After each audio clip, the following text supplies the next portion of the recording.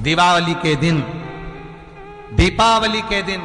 कर्जे से मुक्ति पाने के लिए, व्यापार की वृद्धि के लिए केवल एक काम करिए, केवल एक काम। महाराज, दीपावली की रात्रि को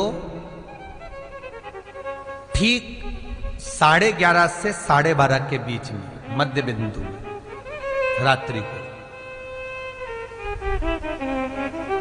पीपल अगर पास में हो तो पीपल, आंवला पास में हो तो आंवला, बेलपत्र पास में हो तो बेलपत्र, इन 3 वृक्ष जो आपके पास में हो, जो नजदीक में हो, लगाना एक ही के नीचे है। ये नहीं कि तुम तीनों के पास पहुंच जाओ, है? लगाना एक ही वृक्ष के नीचे। 3 दीप अलग अलग, एक लक्ष्मी के लिए, गणेश जी के लिए, सरस्वती के लिए। 3 दीप घी के, एक फूल बत्ती का, 2 लंबी बत्ती का, फूल बत्ती मतलब गोल बत्ती का, और 2 दिए लंबी बत्ती के, घी के भरे हुए दिए, खाली नहीं, पूरा भरा हुआ दिया। उसमें एक एक कमलगट्टा, कमलगट्टा जो हवन में चढ़ता है, किराने की दुकान पे मिलता है काले कलर का कमलगट्टा, महाराज उस दिए के अंदर रखकर सबसे पहले गोल बत्ती वाला दिया हाथ में रखिए, हथेली पर जलाकर, और अपने स्मरण करो लक्ष्मी का, कुल देवी देवता का स्मरण करिए, अपने पूर्वजों का स्मरण करिए,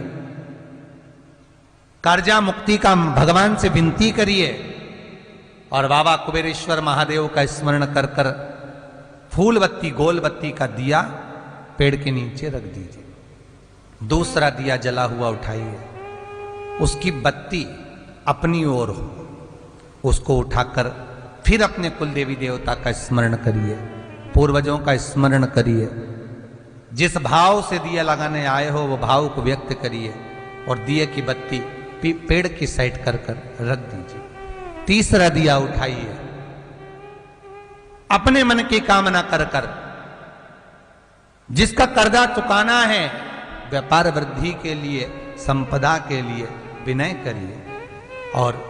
उस दिए को जब उठाओ तो उसका मुख उधर का होना चाहिए, बोलते समय, स्मरण करते समय। जब नीचे रखोगे तब दिए का मुख अपनी ओर होना चाहिए। झोली पसार कर वृक्ष के नीचे प्रणाम करिए, नमन करिए, और झोली को वापस अपनी ओर गिरा लीजिए, घर चले जाइए, पलट कर मत देखिए, सीधे घर प्रवेश करो, और घर में जाकर अपने लक्ष्मी की जो पूजन करी है वहां प्रणाम कर लो साहब। 1 रुपया पूजन वाली जगह पर जहां लक्ष्मी की पूजन करी थी वहां 1 रुपया कोई रखा हो, कोई चांदी का सिक्का रखा हो, उसको उसी समय अलमारी में या तिजोरी में पटक दीजिए। जिंदगी में कभी संपदा की कमी नहीं आ सकती। कितना भी कर्जा होगा, माता लक्ष्मी, गणेश और सरस्वती, भगवान कुबेरेश्वर महादेव साल भर के अंदर ऐसा व्यापार खींचेंगे कि तेरा कर्जा चुक जाएगा, दूसरी बार तुझे पर कर्जा होगा ही नहीं। भगवान से कहना, जब नई गाड़ी खरीद के लेके आओ धनतेरस पे, जब नई गाड़ी खरीद कर लेकर आओ विजयदशमी पर,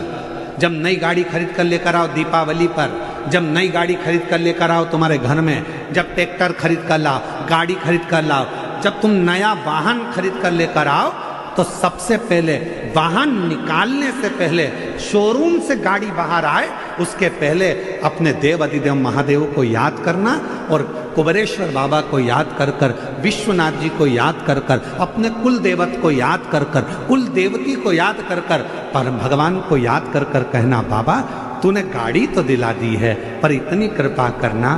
कि मेरी उम्र भी साथ में बढ़ा कर चलना, इतना याद रखना कि मुझे स्वस्थ रखना। गाड़ी तो दिला दी, मालूम पड़े मैं भोगी ना कर पाऊं,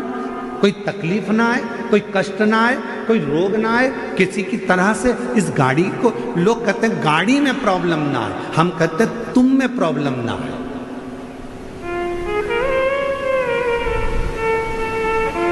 गाड़ी का तो बीमा हुआ है, बोलो बोलो सही बात है कि गलत है? गाड़ी का तो बीमा हुआ है, थोड़ी बहुत इधर उधर लगेगी तो भी पैसा मिल जाएगा, पर तुम्हारे शरीर की एक आध हड्डी टूट गई